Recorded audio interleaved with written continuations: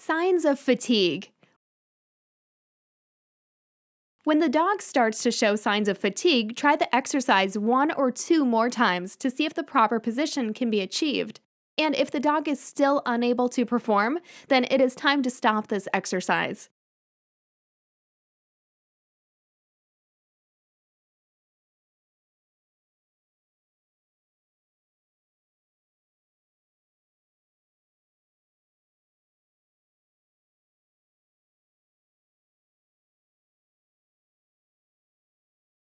Weight shift side, side, and front back.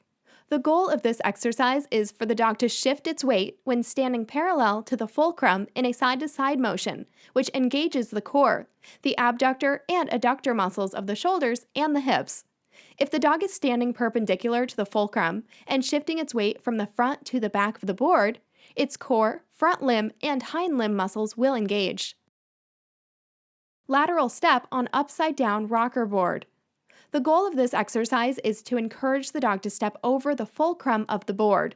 This exercise increases body awareness and strengthens the abductor and adductor muscles of the shoulders and hips.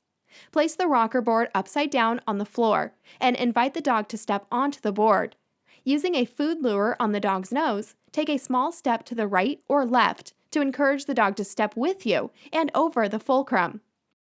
If the dog is having difficulty, you may need to turn your body into the dog to create some pressure, or you may need to touch the dog's rear toes or hip with your hand to give them more information to encourage movement in the direction you desire. Repeat the motion in the opposite direction to work the muscles of the body evenly. Balance stand on upside-down rocker board on top of a donut holder. In this exercise, the dog is demonstrating an isometric contraction as the dog maintains a stand-stay position. The forelimb, hind limb, and core muscle must all engage in order to maintain balance and form. While maintaining a neutral standing position, the handler should walk back and forth in front of the dog as far as they are able without the dog coming off of the equipment. The dog should have a neutral back and neutral muzzle. If the dog will not maintain a stay on the equipment, it is acceptable to hold a cookie on the dog's nose as a lure and turn the dog's head to the right and left. A nose touch or chin hold may be used in order to get the dog to stay. This exercise is also good for teaching impulse control, as the dog must stay on the equipment. Back up to a slanted rocker board supported by a canine fit bone.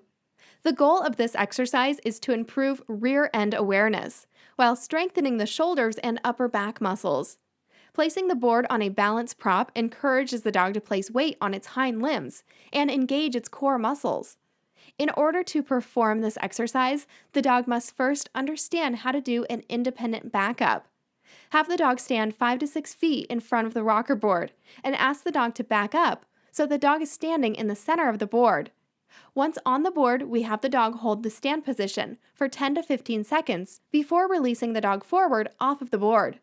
If the dog does not understand how to do an independent backup, use a channel around the rocker board made up of X-pens, cavaletti bars, ring gating, or a wall on one side. Start the dog close to the board when first beginning. To increase the level of difficulty, increase the angle of the board by using 2 canine fit bones or a 40-centimeter peanut. Place the dog further away from the board so it has a longer distance to back up. A cool down is important to bring your dog's body back to its normal physiological state. A gradual reduction in heart rate, blood pressure, etc. lowers the probability of post-exercise disturbances in cardiac rhythm.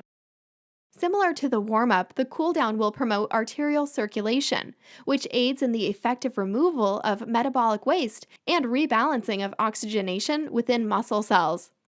To cool down your dog after your workout, it is recommended to go for a 5 to 10 minute loose leash walk. If you would like to learn more about additional exercises or how to find a certified fitness trainer in your area, please visit our website at www.fitpawsusa.com.